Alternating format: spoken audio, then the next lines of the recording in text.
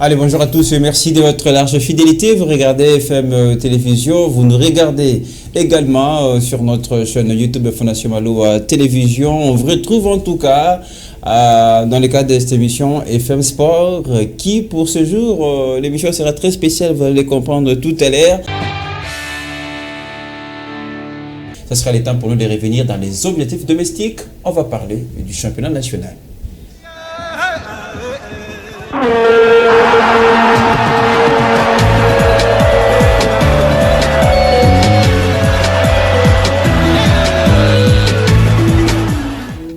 Nous avons un chapitre consacré aux objectifs domestiques. On va parler du championnat national et pour des installations sportives rénovées par l'État congolais. Rien n'y rassure en tout cas sur son bien-être et sur sa survie.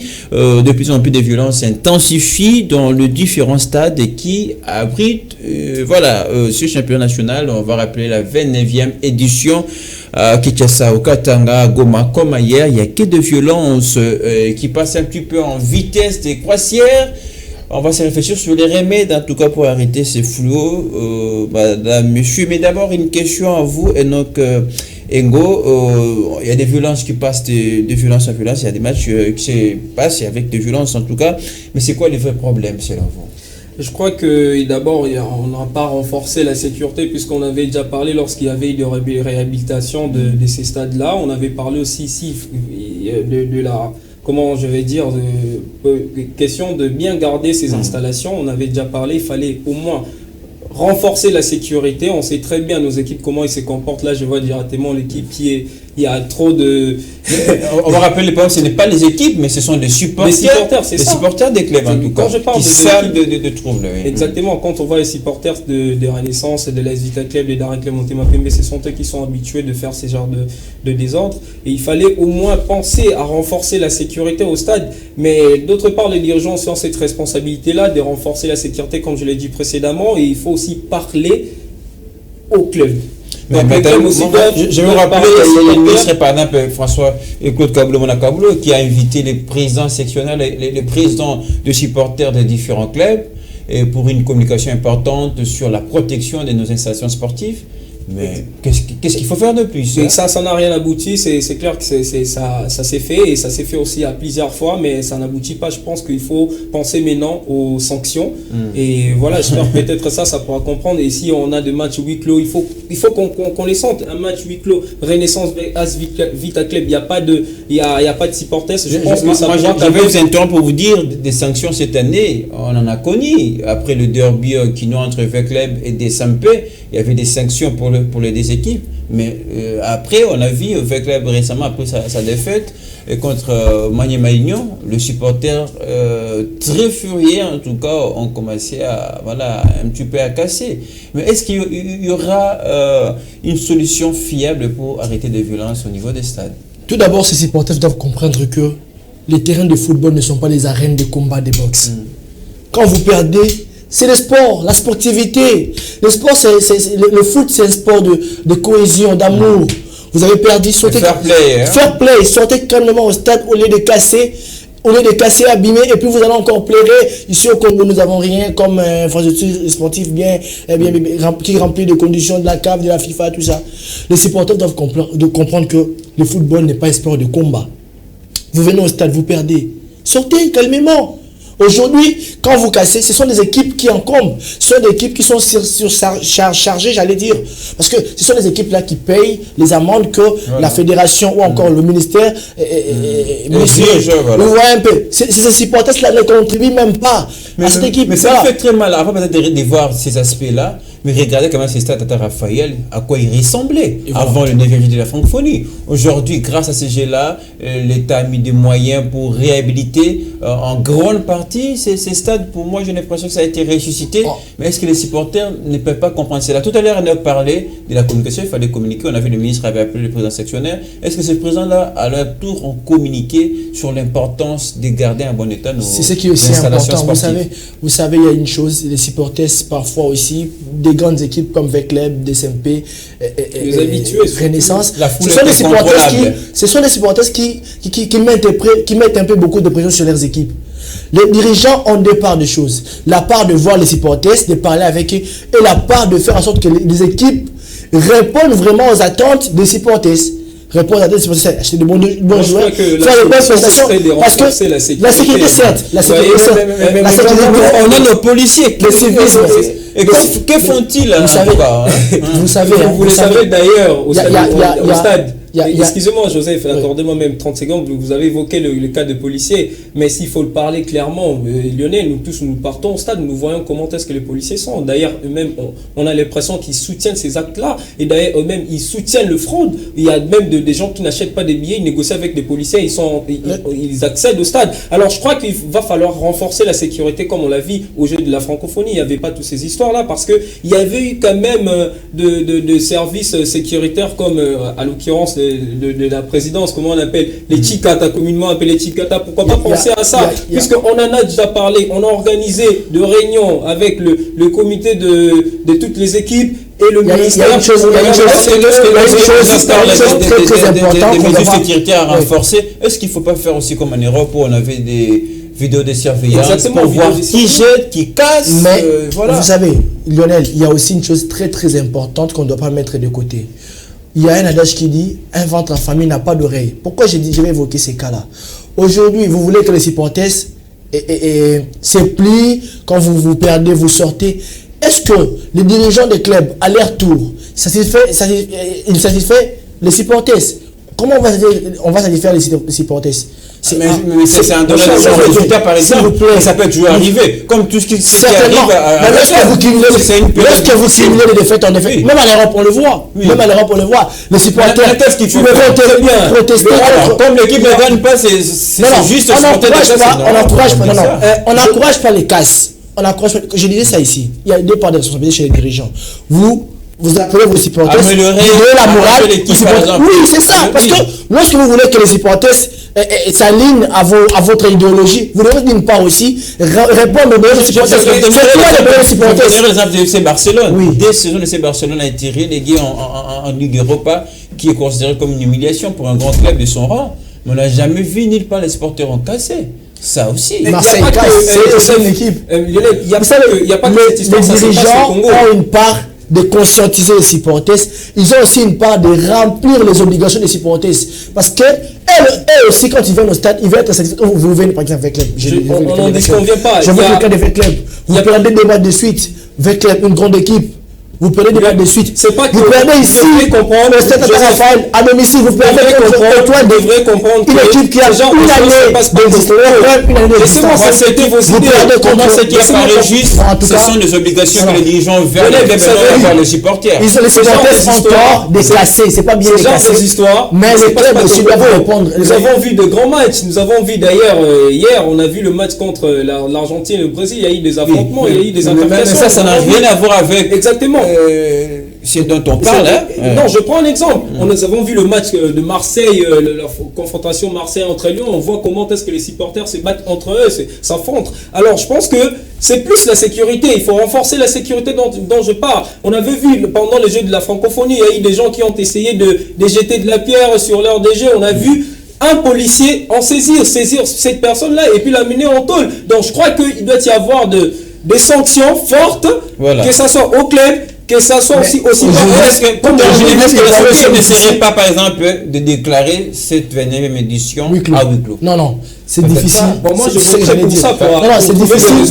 C'est difficile parce que la Ligue Foot n'a pas, la Ligue 1 ou la Ligue Foot n'a pas, quelque chose également à l'organisation au championnat. La billetterie est la seule voie qui apporte quand même le souffle à ces championnats. Mais est-ce qu'il y aurait un remède pour finir ce problème-là? C'est pas longtemps qu'on a ces remèdes. Exactement. Ce serait de renforcer la sécurité. Comme la sécurité s'est passée pendant le jeu de la francophonie, pourquoi pas le mettre dans l'INAFOOT, puisqu'on constate déjà des cas pareils, des affrontements, on constate déjà tous ces désordres. Il faut renforcer la sécurité simplement, puisqu'on a organisé des réunions, on a parlé au président, on a parlé aux supporters, mais il n'y a rien, il n'y a pas de solution. Qu'est-ce qu'il faut falloir renforcer la sécurité. Il n'y a pas la sécurité. Il n'y a pas longtemps. C'est la remède. Certainement, il n'y a pas de la sécurité. S'il y avait une bonne sécurité, mais nous, les gens de la presse, on n'aurait pas dû un mot aussi sur ça quand même, puisqu'il y a certains journalistes qui ont été agressés. on va pas les citer tous quand même, ils ont été sérieusement agressés par le supporter. Mais pourquoi agresser un journaliste qui est venu faire son travail? C'est ce que nous décrions aussi. Les supporters, quand nous comprenons, nous journalistes, qu'est-ce que nous avons fait? Nous, qu'est-ce qu'on fait? Est-ce que c'est nous qui apportons? Ils disent aujourd'hui qu'il y a des supporters proches des journalistes, il faut faire leur travail. Aujourd'hui, je vais pas cet adage qui dit Congolais ayokana fimbu. Donc, je pense qu'il faut appliquer les sanctions fortes. On va laisser Joseph Effoné. Donc, je ne vais pas tolérer. Si je parle, on va pas s'entendre. Ne perdez pas vos temps. Le journaliste. Je disais, qu'est-ce que les journalistes ont à voir dans tout ça? Qu'est-ce qu'ils font? Qu'est-ce qu'ils apportent? Ce sont eux qui apportent la défaite dans le terrain. Je ne pense pas. Les supporters doivent comprendre que eux et leurs dirigeants doivent prendre vraiment tout, comment je pourrais dire, des précautions en amont quand ils viennent au stade pour aller chercher leur victoire. Voilà. C'est apprendre en amont. Renforcer l'équipe. Renforcer l'équipe, par exemple, avec aujourd'hui. C'est quoi faire revenir à la source, savoir c'est quoi la maladie qui attaque avec alors, on n'a rien à voir dans les défaites. On a vu que certains confrères ont été attaqués, d'autres blessés sérieusement. Est-ce qu'il faut se désirer, nous, journalistes, de ne plus aller au stade pour soutenir ou faire notre travail? C'est pour le bien de ces équipes-là. Oui. Ils ont été surpris d'apprendre que les PV avaient déjà été déposés au niveau de la DAPS et que eux, les auteurs ou les acteurs qui ont siégé, ne sont toujours pas en possession.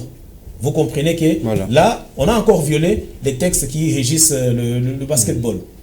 Et de cela, en a découlé une correspondance en date du 11 novembre de la DAPS adressée au président Aïe Paulin Kabongo Biaya, en lui rappelant les prescrits de l'article 24 de l'arrêté 044 régissant le sport en République démocratique du Congo et stipulant, comme l'article 24 des statuts de la FEBACO, que les élections doivent se tenir au siège de l'institution, donc au siège de la fédération qui se trouve ici à Kinshasa. Oui, tout ça on a compris quand même, ça fait beaucoup de violations pour cette élection qui fait des Paulin Kabongo président. Mais il y a quelqu'un qui a fait les mêmes analyses que vous, je vais vous proposer de l'écouter, c'est Fanfan Bitangila évidemment, qui de son côté a évoqué quelques irrégularités constatées lors de ces élections. On va l'écouter. En fait, son élection est contestée parce qu'il n'y a pas eu respect des textes. Le respect des textes, vu que l'une des dispositions au niveau de la Fédération de basketball du Congo, l'une donc des dispositions, les textes qui régissent cette fédération, dit que l'assemblée extraordinaire élective doit se passer au siège de la fédération. Or, nous savons tous que le siège de la fédération se trouve au niveau de Kinshasa. Pourquoi déplacer ces élections vers Goma? Ça, c'est bien. Des deux, lorsque vous annoncez une assemblée générale extraordinaire, il faudrait qu'au préalable, d'abord, ceux-là qui ont participé à la dernière assemblée générale puissent avoir les PV. Et cela, c'est dans les 15 jours, afin de prendre, comment je peux dire, de se rendre compte de ce qui a été mis dans ces PV, et après faire l'étude, s'il y a à avoir des amendements, poser des questions sur les amendements à faire, et après on pourrait maintenant adopter cela. Mais tout cela n'a pas été respecté. Et même lorsqu'il s'agit comment je peux dire, du choix ou de l'étude des candidatures, ça n'a pas respecté la norme. On a également, je peux dire, verrouillé les textes pour laisser. Ça devient une habitude au niveau de la Fédération congolaise de basket, de la Fédération de basketball du Congo, FEBACO, d'avoir des élections qui sont tronquées. Et ce qui me fait mal, c'est que les instances supérieures qui doivent voir cela sont en train de négliger, entre autres la DAPS, qui n'est autre que la direction des activités physiques et sportives, qui laisse là, le comité olympique congolais. Moi, je me pose à un moment donné, à quoi servent ces comités olympiques congolais? C'est comme qui dirait, on est en train de nous tourner dans la merde. Aujourd'hui, les baskets est en train de se mourir en République démocratique du Congo. Enfin, Bitangila, analyste sportif, merci en tout cas pour cette très belle intervention. Fanfan, dans ses propos, voilà, il est comme un petit peu la responsabilité aux instances supérieures qui font les instances. Et quand déjà une assemblée qui est tenue à la présence des DAPS, alors qu'est-ce qu'on va dire depuis ça, après ça? Puisque là, vous n'avez pas encore évoqué des irrégularités. C'est à vous, Jean de Dieu. Absolument. Alors, pour conclure sur l'assemblée ordinaire qui s'est tenue à Goma, elle s'est tenue en l'absence du délégué du ministère de Sport, donc de l'administration. Et pourtant, les textes disent clairement que l'Assemblée se tient en présence du délégué du comité olympique congolais et du délégué du ministère de tutelle. Oui. Ce n'est pas le secrétaire au sport, le secrétaire général du sport. Non, c'est la DAPS qui gère les fédérations. Okay. Il n'y avait pas de délégué à l'Assemblée ordinaire. Déjà, là, on est en train de conclure sur toutes ces irrégularités. Alors, en date du 11, quand les DAPS adressent une correspondance à la FEBACO, rappelant au président Aïe Paulin Kabongo que l'Assemblée générale extraordinaire élective doit se tenir au siège de la fédération. On est tous contents, on s'est dit que non, la DAPS a récupéré la situation. Mais la DAPS était complice du désordre. Pourquoi? Parce que au niveau du comité d'éligibilité, il y a 5 postes. Il y a le poste de président, vice-président, rapporteur, je crois, deux membres. Et au niveau de ces 5 personnes, la DAPS a délégué son représentant. Décompléter les castings. Merci à l'équipe en régie qui nous permet en tout cas d'arriver chez vous dans de très bonnes conditions. Donc Mafouka, Rabi, Fouka également nous ont aidé à préparer l'émission. Allez, vous avez les programmes, on n'attend plus rien. FM Sport, les débats sont ouverts. Les filets qui trompent. Il a encore subi de plein fouet. Le rendez-vous des sportifs avertis. Et c'est l'heure du bilan, on va le dresser avec nos invités au cours de cette émission. Analyse. Il faut mettre en place un comité de suivi. Opinion. Et d'ailleurs, quand le gouvernement aussi débourse des caisses d'argent pour la fédération, nous journalistes et même le gouvernement lui-même a du mal à pouvoir suivre la traçabilité. Coup de gueule. C'est parce que nous ne sommes pas organisés, de part et d'autre. Souhait, ou même la vision du sport en général, avec les experts. C'est à suivre sur votre chaîne, la FM Télévision. Même au-delà des temps additionnels, FM Sport, nous travaillons. 2021-2023, jour pour jour, cela fait exactement 2 ans que FM Sport continue sa mission de vous parler sport en vous proposant de divers points de vue de nos invités et consultants. 2 ans après, quel héritage, chers messieurs, de cette émission FM Sport? Emeraude, vous avez la parole. Moi, je garde un souvenir parce que c'est une émission qui se suivait depuis la maison et après, j'ai eu le temps de venir et participer en tant que journaliste en analyse des sports. Donc, c'est un réel plaisir pour moi dans la progression que j'ai étant dans ma carrière de journaliste.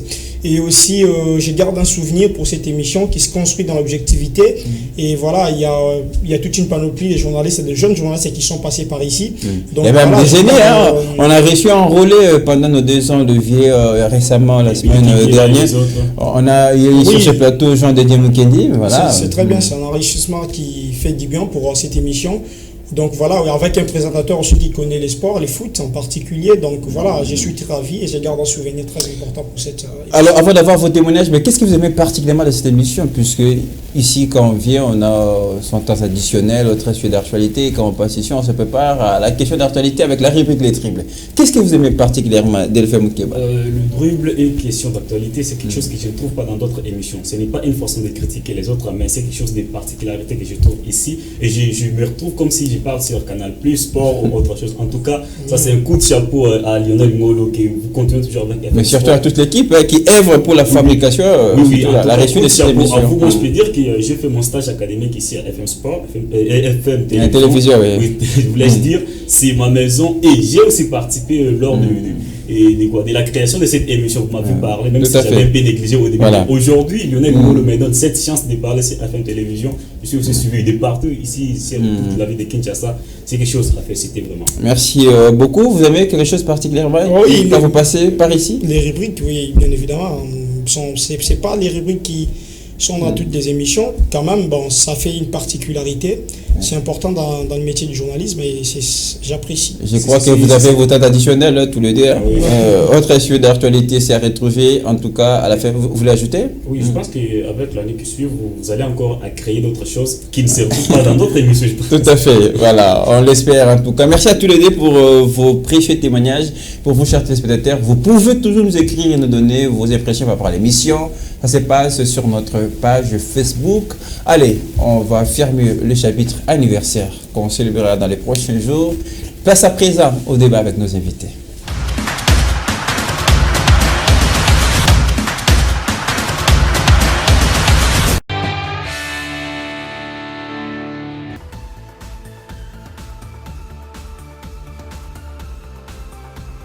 Voilà, le jour le plus attendu est actuellement arrivé. Un jour si spécial qui marque l'anniversaire d'une émission intitulée FM Sport. Une émission qui marque la différence dans tous les domaines sportifs. Celle qui est présentée par Lionel Ngolo. Donc, que du bonheur pour cette émission. Une année de plus, ça se fête. Je souhaite qu'il y ait du bonheur pour cette émission, qu'il est tout-puissant qui a donné cette initiative aux présentateurs de cette émission puisse lui redonner de la provision pour mieux diriger, pour mieux présenter, pour mieux conduire cette émission jusqu'à la fin. Je souhaite que du bonheur, je vous souhaite que du bonheur. Je vous aime bien, je vous aime énormément. Bisous là-bas. Oh loulou, ça y est. Ce grand jour est enfin arrivé où l'une de mes émissions préférées du chaîne FM TV fêtait 2 ans. Une émission dénommée FM Sport. Une émission la plus suivie qui marque la différence aux toiles. Une émission présentée par Lionel Ngolo. Sur ce, j'en profite de cette occasion pour souhaiter un jovial anniversaire à l'émission FM Sport qui plaise à Yahweh de t'amener encore et encore plus haut au-delà de tes capacités. De la part de Lynn Konga, bisous là-bas, on est ensemble. Bonjour, j'espère que vous allez bien. Un grand plaisir pour moi ce matin de réaliser que notre chaîne FM TV Sport totalise 2 ans d'existence. Nous rendons continuellement grâce à Dieu pour c'est une année de plus, cette bougie de plus qui souffle à notre chaîne FM TV Sport. Nous souhaitons à la chaîne beaucoup de bonheur, beaucoup de prospérité. Happy birthday FM TV Bafita Kakaka Mila Mila. Beaucoup de bonheur, beaucoup de bonheur. Un rendez-vous à ne pas manquer. Nous, les amoureux du sport, aujourd'hui nous célébrons les 2 années d'existence de l'émission FM Sport. C'est un plaisir pour nous, fans, téléspectateurs de cette émission, de pouvoir adresser nos sincères félicitations à toute l'équipe et également souhaiter en tout cas un succès, je dirais un succès impérissable, je dirais un succès infini à cette émission qui nous met au bain de toutes les informations sportives en temps réel. Et coup de chapeau à son présentateur, mon ami original, Lionel Mongo. Simic. Merci d'être fait du temps pour faire la fête avec nous. C'est la deuxième bougie d'FM Sport. On poursuit. On va cette fois-ci parler basketball. C'est vrai, c'était une affaire de chiffres et ce n'était pas loin. C'était le résultat peut-être le plus serré qu'on a eu à l'histoire des élections. 15 voix pour Paul Kabongo contre 17 voix contre 15. Paul Kabongo, c'est le nouveau patron de la Fédération congolaise de basketball. Alors pour en parler, ça me permet de recevoir quelqu'un qui va nous rejoindre et surtout pour compléter le plateau. La grande bouche avec nous, en cravate, c'est très spécial, c'est pour nous honorer, n'est-ce pas? Bonjour à toi Lionel et à ceux qui nous regardent, et toi François, Patient et à mon vieux enfant, ça fait tellement longtemps. Donc, je suis très heureux de partager encore une fois les plateaux avec ses confrères, surtout aux gens qui ont été fidèles durant les 2 ans de FM Sport. Voilà, je suis arrivé un peu en retard, veuillez m'excuser, bon, moi ce qui est important, c'est d'être là et de fêter ensemble avec ceux qui nous regardent. Alors, la réalisation va nous aider puisque ce n'est pas la thématique indiquée. On parle encore basketball, on va arriver au Léopard en tout cas, qualifié pour le prochain CAN. Alors, puisque vous avez la parole, vous la gardez, la Fédération congolaise de basketball a un nouveau comité pour 4 prochaines années. Pensez-vous que c'est le moment de faire avancer, de décoller cette discipline sportive? Bon, les moments ou pas, mais je crois que c'est important. C'était important d'ailleurs d'avoir un nouveau président. Parce que vous savez, non seulement le basketball, mais beaucoup de disciplines congolaises, il y a tellement de problèmes, tellement de soucis dessus. Et parfois, il faut changer de l'air, il faut changer des hommes pour voir un peu l'évolution. Je sais que c'est un gros défi. La tâche sera un peu compliqué vu les problèmes qui rongent notre sport et surtout le basketball. Mais au moins, je suis sûr avec l'homme qui va essayer de faire mieux là où les autres ont échoué. Son élection est contestée, on va le rappeler. Les contestations ne manquent pas. Si déjà au niveau national, même au pays tout entier, quand il y a élection, on aura les élections le 20 décembre. Les contestations vont toujours être dans. Chez nous, quand il y a élection, il y a toujours les heureux élus et les malheureux perdants. Donc voilà, chez nous, on accepte difficilement de perdre. Bon, moi, je crois qu'il va apporter quelques solutions à des problèmes qui existent, malgré que ce n'est pas un homme qui vient du ciel qui va taper du bateau comme ça. Quand il y a de l'expérience, il a été président intérim. C'est ça que je disais. Je crois qu'il pourra être la solution dans quelques problèmes qui se posent au niveau du basketball. Et moi, je peux lui donner la chance, pour ne pas dire qu'il va résoudre tous les problèmes, au moins. Je peux lui donner la chance parce que je sais qu'il peut faire mieux. En fait, je pense que je ne suis pas très bien expérimenté que mes deux co-débatteurs qui sont devant moi, mais quand même en tant que journaliste sportif, je suis de près cette discipline. Contestation, oui, il y en a, il y en aura. Est-ce que c'était fondé? Je suis en train de parler. Alors, je pense qu'il ne faudrait pas que ça soit dans l'ADN du Congolais. Il ne faudrait pas qu'on trouve normal, que ça soit une tradition, de tricher, de trouver normal. La dernière fois, Fofo Konzi avait perdu, 20 contre 22. On n'avait pas respecté les règles, parce qu'il fallait la majorité plus 1. Il y avait plus d'électeurs. Aujourd'hui, certes, il y a victoire. Mais ça s'est déroulé comment? Est-ce que les textes ont-ils été respectés? C'est bien dit dans les textes de la FEBACO. J'ai suivi Jean de Dieu Mukendi. Même si Alain Charles nous a fait l'exposé. Je suis fier d'avoir des gens comme Jean de Dieu Mukendi, le Christopher Chitamba, les Pangou qui maîtrisent cette discipline, les Charles Massoudi, même si je n'y vais pas. Eh bien, l'une des dispositions des textes qui régissent le basket dit, parce que je parle de l'une des dispositions, que l'Assemblée générale extraordinaire et élective se déroule au siège. Et le siège se trouve à Kinshasa. À mon avis, le siège se trouve à Goma. D'abord, il y a un monsieur. Dans le choix, c'est une première violation. Dans le choix même des électeurs. Exceptionnellement. Dans les choix des électeurs. Qu'est-ce qui a été fait? On a tripoté, ça c'est des deux, trois. Et même avant qu'on aille à l'élection, il faudrait que le PV de l'Assemblée ordinaire, la dernière, puisse être déposé bien avant, pour qu'on puisse...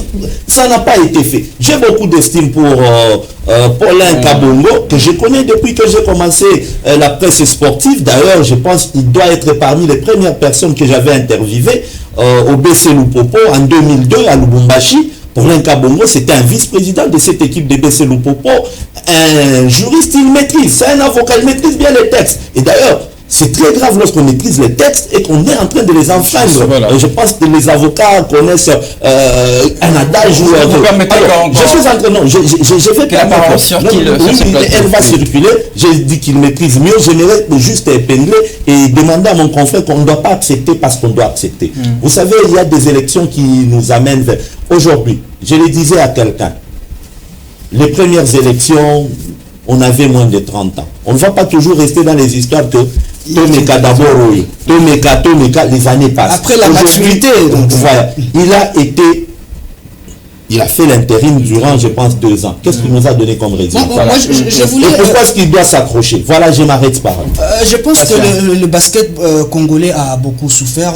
Je me souviens encore à l'époque du sénateur P. Assonan, Boniface Mawatadi, qui avait dirigé. Il y avait Paulin FI aussi à cette équipe. Et je pense que c'est pas la logique de la continuité. Mais posons-nous la question. Dans la tricherie. Parce que Mawatadi avait triché.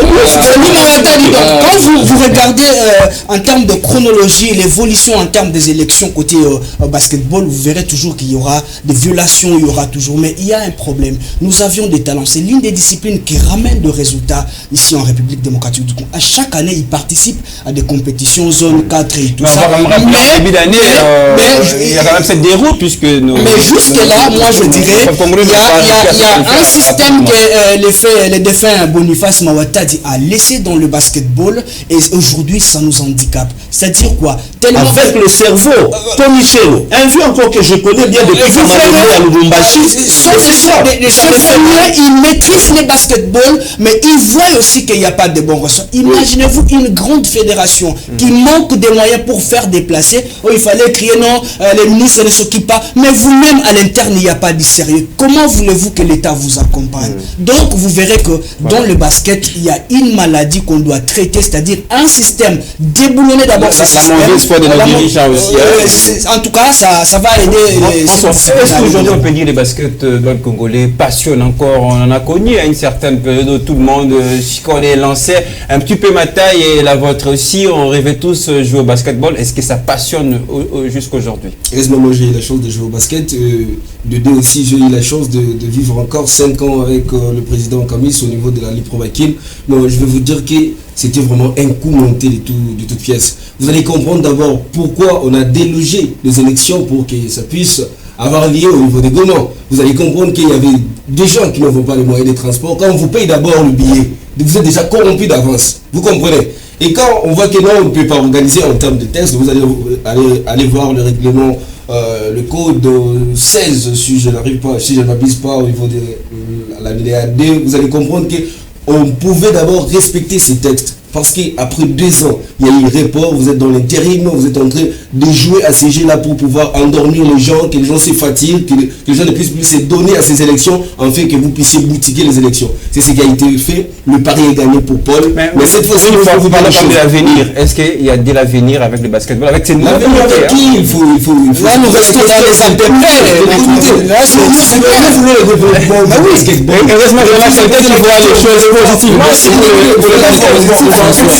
Non, écoutez, on était avec Paul, ça ne date pas d'aujourd'hui. Il n'est pas novice. Il n'est pas novice. On a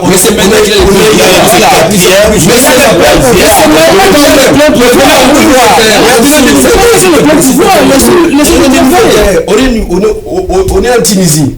Il y a de maillots qui arrivent pour les faisait déjà l'intérim, il avait la signature. Parce que les sénateurs étaient déjà pour pouvoir récupérer ça, Mati s'engage. Il dit je donne mon argent. Je donne mon argent et vous allez rembourser cela. Jusqu'aujourd'hui, je crois. Écoutez, je vais finir. Il a prêté à l'équipe nationale. Il a prêté au président. Il a prêté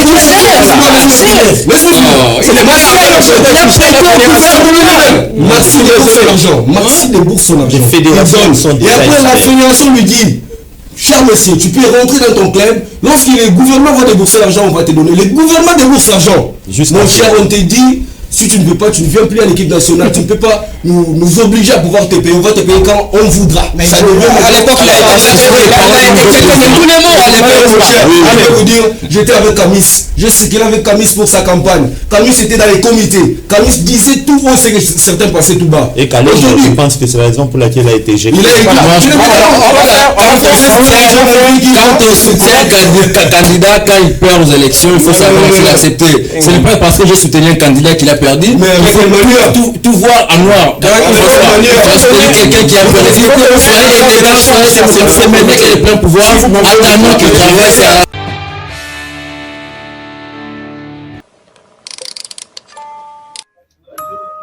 Bonjour à tous, Andy Kambale depuis Mambasa dans la province de l'Ituri, correspondant de FM Télévision Meta depuis Kinshasa. À travers cette vidéo, je voudrais souhaiter un joyeux anniversaire à l'émission FM Sport, tenue de main de maître par mon ami, mon vieux Lionel Ngolo. Toutes les bonnes choses pour toute l'équipe et félicitations pour le travail abattu. De bonnes choses. On espère que les années qui viennent sont des années de gloire pour FM Sport, la rencontre de tous les sports, le carrefour de tous les sports. Courage à vous les gars. Heureux 2 ans d'anniversaire à la meilleure émission sportive de la RDC, FM Sport de Lionel Ngolo. Chers confrères, félicitations à toi. Laisse que Dieu te bénisse et que ton émission soit la référence de toutes les émissions sportives de la RDC dans le monde entier. Joyeux anniversaire. Voilà, c'est pour toi Lionel Ngolo. Joyeux anniversaire à FM Sport qui totalise aujourd'hui 2 ans. Donc 2 ans, ce n'est pas du tout facile. Et c'est de la part d'Aristote Pelli, votre très cher collègue. Et joyeux anniversaire à FM Sport, donc plein de bénédictions, plein de bonheur. Et j'aimerais que cette année, l'année qui débute, soit une année de plein de choses. J'espère qu'on réalisera ensemble, bien sûr, beaucoup de choses et prospère à tous égards. Et surtout, tiens bon, courage pour la suite. Je sais que ça viendra avec les temps. Nous allons atteindre nos objectifs. Et puis courage également à tous les confrères, consoeurs des FM Télévision. C'est de la part d'Aristote Pelli. Pas des matchs de la mort, mais plutôt deux affiches très équilibrées. On parle déjà de la Champions League avec le 8e de finale. On connaît déjà la composition. C'est vrai qu'on ne saura pas passer en revue tous les matchs, mais on va essayer quand même de placer des mots. Il y a des matchs intéressants, par exemple, qui va nous proposer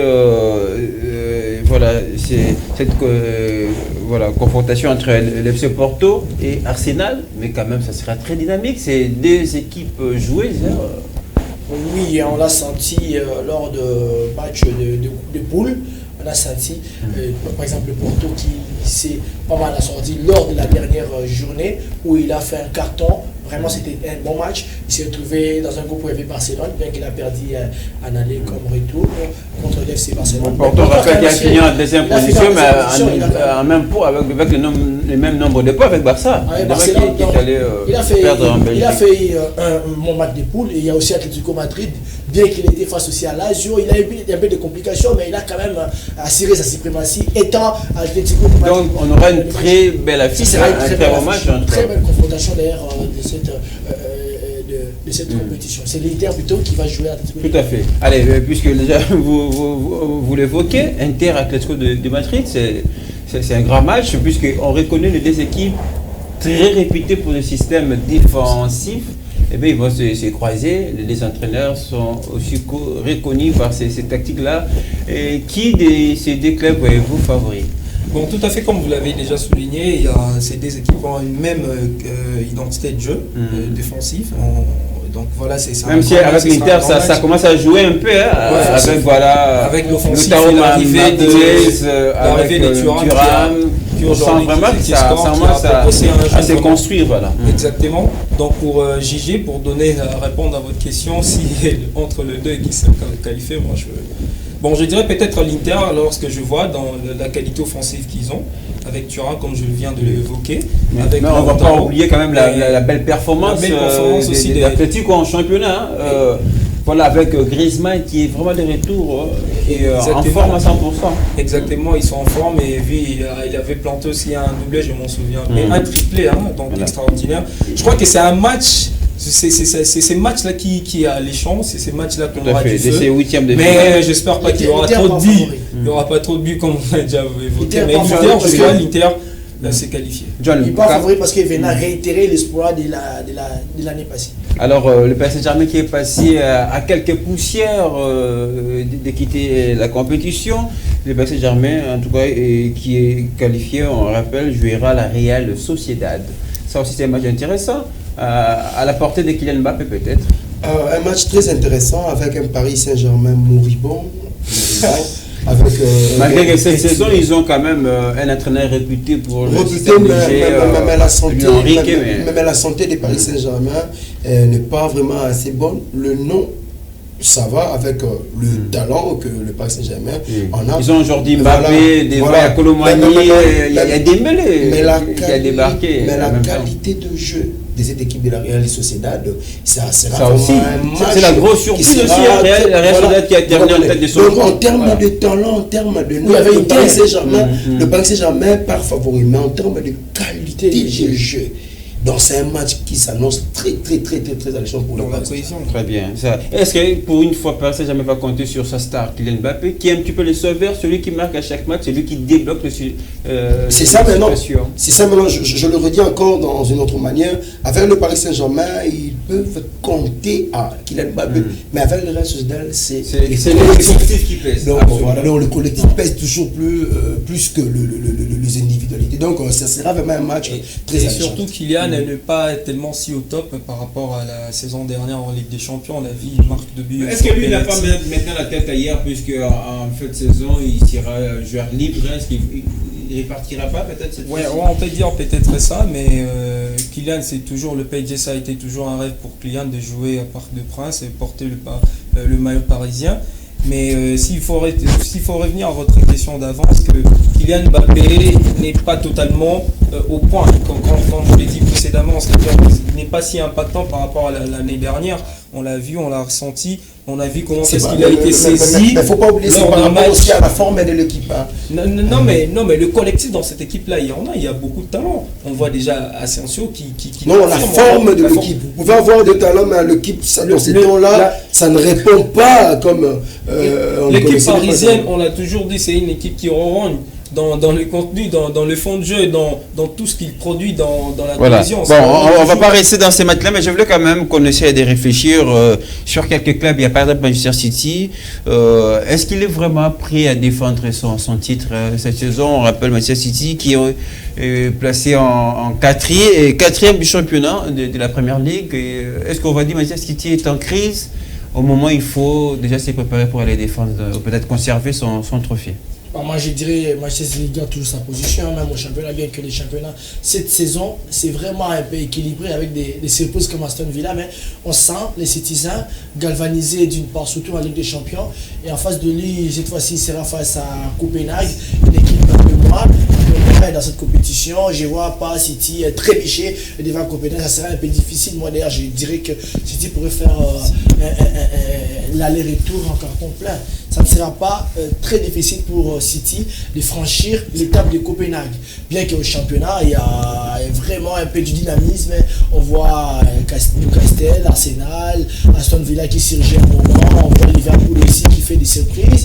Mais cela n'empêchera que Manchester City fasse vraiment encore de carton plein comme d'habitude en Ligue des Champions. Sur Copenhague, voilà. Mais il faut laisser toujours une ouverture sur Copenhague. Il faut regarder, il s'est qualifié dans un pool où il y avait le Bayern Munich. Il ne faut pas sous-estimer cette équipe-là. Il a mis le Bayern dans le jeu, bien que le Bayern l'a battu. On a vu ils ont joué la finale face à Galatasaray. On a vu comment est-ce qu'ils étaient au point. Ils ont remporté. Donc il ne faut pas sous-estimer. Il faut revoir aussi. Je ne sous-estime pas l'équipe de Copenhague. Je ne sous-estime pas l'équipe de Copenhague.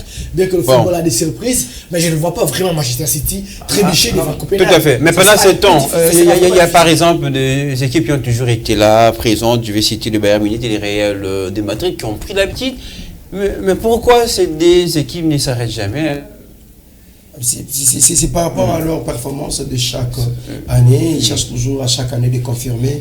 Pour le cas de Real Madrid, on va citer, il y a le départ de Benzema. On s'attendait que ça soit en crise, ça soit compliqué. Ce sont des grands clubs. Voilà. Ce sont des clubs mythiques. Dans ce genre de clubs, ce ne sont pas d'abord de joueurs. C'est d'abord le nom de l'équipe qui pèse. Qui pèse d'abord. Donc, en voyant à chaque année l'équipe de Real de Madrid et de Bayern de Munich, ça prouve. Ils continuent toujours à tenter alors cette saison, jusqu'où ils iront quand même, c'est des clubs. Le Bayern, ils ont toujours l'impression, c'est lui dès le début de la compétition. On voit déjà Bayern avec des cartons, avec des champions. C'est lui qui fait peur. Il a remporté tout le match de son groupe. Mais lorsqu'il arrive en quart de finale, il s'est fait éliminer en huitième de finale lorsqu'on lui donne Paris Saint-Germain, soit Liverpool. Ciao. Et donc voilà. Mais il faut retenir quand même des équipes qui sont vraiment de vrais favoris, le Real de Madrid. Il faut leur rappeler cette équipe-là. C'est une machine. Malgré qu'ils sont privés de Vinicius actuellement, mais il y a Bellingham qui score. Voilà, sinistre en patron, qui continue à marquer pour l'équipe. Je vois la Lazio surprendre les Bayern, bien que les Bayern sera qualifiés, mais je vois le match qui sera un peu émotionnel. Donc il y aura quand même des surprises, même si on a des affiches très équilibrées, on peut facilement dire tel est favori par rapport à l'autre. Mais il ne faut pas aussi oublier des surprises sans doute. Mais il ne faut pas pointer, il ne faut pas dire que Bayern va se faire éliminer. Non, j'ai pas dit ça. Ça peut arriver, mais c'est le football de toute façon. Ça sera un match compliqué où peut-être les Bayern pourra faire un mauvais pas. Alors, on va terminer avant de prendre nos rubriques. Le FC Barcelone qui est de retour après des saisons d'échecs. Le Barça de Xavi retrouve les huitièmes de finale, mais encore fragile puisqu'il y a les scénarios en championnat qui ne va pas très bien. Est-ce qu'on va dire que c'est Barça finalement des retours en bonne santé? Un Barça qui est au coma jusque-là, mais avec un retour... Au coma, mais le Barça a fini en tête de son groupe, je vous rappelle. Il reste toujours au coma. Qui reste encore en course en championnat. Le Barcelone, je le répète encore une fois, c'est au coma. Être au coma, parfois on espère qu'il peut vivre ou soit il peut mourir. C'est le même cas avec l'équipe de FC Barcelone. Parfois on nous présente une autre facette, parfois il y a une autre facette. Sur jouer contre le Naples, ça sera, ce n'est pas, si c'était le Barça des autres années passées, on pourrait déjà être clair en disant que non, le Barça part favori. Merci John. Est-ce que le problème de Barcelone, ce n'est pas Xavi, comme on le trouve de plus en plus limité en 30 secondes? Il ne faut pas changer d'entraîneur si le Barça compte aller loin en Ligue des Champions. Cette question, moi, je ne trouve pas comment charger totalement Xavi. Parce que Barça... mais allez-y rapidement parce qu'on va terminer. On n'a pas chargé totalement Xavi. Et moi, je dirais qu'il y a aussi un problème. Le Barça devait acheter des joueurs. Mais est-ce que le Barça a vraiment ses problèmes? Quand on a Lewandowski qui est reconnu comme un des meilleurs avant-centre. Quand vous avez joué à Félix, vous avez à côté... Une étude comparative entre le championnat qatari et le championnat espagnol. Bien que c'est vraiment impossible de faire... Est-ce qu'il ne s'est pas trompé d'adresse? Al Saïd, je vous dis, Xavi a fait un carton plein dans son championnat. Oui, mais c'est quel championnat? C'est quel championnat? J'essaie de faire... Malheureusement. Mais en tout cas, ça va très bien. Un mot pour le Barça, encore fragile. Barça tout à fait très fragile et on réunit pas, on met pas en cause ce que Xavi a apporté avec cette équipe, avec la reconstruction. Mais quand même là, si on voit le Barça là fragile, c'est le Barça là qui traîne. La reconstruction. Continuer avec mes argumentations, mais quand on voit. Puisqu'on n'a pas tout le temps, on va terminer l'émission. C'est tellement fragile. Voilà. Et il y a d'autres. C'est un problème. Ça ne correspond pas aux attentes, ça aussi. Voilà. Mais alors que... Pas d'équipe type, il n'y a que des changements. Exactement. Bon, c'est vrai qu'on aura toute une émission pour parler de Barcelone. Mais avec les temps qui nous restent, rapidement, on va terminer l'émission. Des occasions, francs. Voilà. C'est la fête. Aussi. L'ami Jamal Rafinha qui rate des occasions franches. Qui est en train de progresser, qui a gagné la confiance de tout le monde. Rafinha, pourquoi il joue pas bon? En Angleterre, il vit au FC Barcelone, il rate des occasions franches. Mais dans ça, il y a aussi la gestion de l'entraîneur dans tout ça. Bon, on va s'arrêter là. Place à présent à la rubrique Les Triples. On va le faire avec le temps.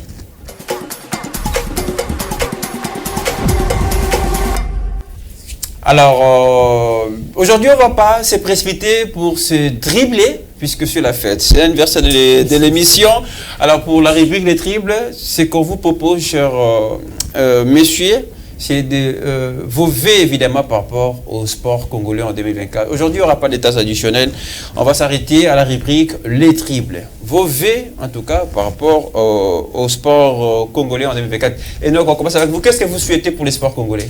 Bon, que ça parte de l'avant et toujours c'est en pleine procédure, hein, on est déjà en train de progresser petit à petit et surtout il fallait souligner la mission que le travail que le Connor a fait, il a remis. Là on parle du sport en général, on ne va pas aller par discipline ou en particulier. Quand je vois au football l'apport de Connor, quand je vois dans d'autres secteurs aussi, quand je vois l'organisation le jeu de la francophonie, ça montre beaucoup de bon augure.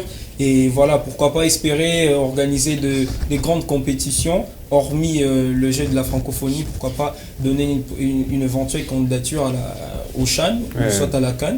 Ce sera quelque chose de bien. Et surtout, ressusciter aussi d'autres sports, notamment la boxe, où déjà Bako nous a placé déjà la barre haute. Et il y a aussi... Merci, on va pas aller par discipline, mais qu'est-ce que vous souhaitez, vos vœux, en tout cas les meilleurs pour les sports congolais? Est-ce qu'on peut avoir les cash? En tout cas, avec cette ascendance que prend la RDC en général sur beaucoup de plans, je souhaite à ce que la RDC prend aussi de l'ascendance dans le domaine des sports. Et je veux que le gouvernement congolais, les chefs de l'État congolais, Félix Antoine Tshisekedi, puissent créer beaucoup plus d'infrastructures. C'est ce qui est important. Les infrastructures vont nous aider encore à booster ces sports. Oui. Les infrastructures vont nous aider à organiser certaines compétitions. Oui, comme majeures, on en a connu avec le 9e de la francophonie. Dans plusieurs je dirais, discipline sportive.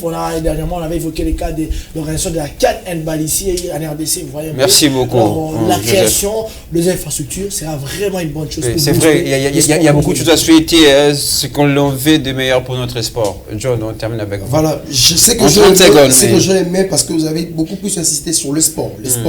Donc pour l'année 2024, je souhaiterais que la RDC avance encore une fois le plus très loin, mais sans Kaboulou. Qu'on cherche un monsieur, mais rien n'est rassuré qui sera reconduit de toute façon. Qu'on cherche un monsieur qui est responsable, qu'on cherche un monsieur qui sera là pour le souci du sport congolais et non du football. Bon, senior A. Ça a toujours été le cas évidemment pour le ministre. Voilà, c'est là l'émission, deuxième bouche de l'émission. On se retrouve le week-end pour la dernière émission de l'année 2023. Merci chers messieurs d'avoir complété les castings. FN Sport d'aujourd'hui s'arrête là. Merci à toute l'équipe et à très bientôt. Il a de la chance, hein. On a dû te faire...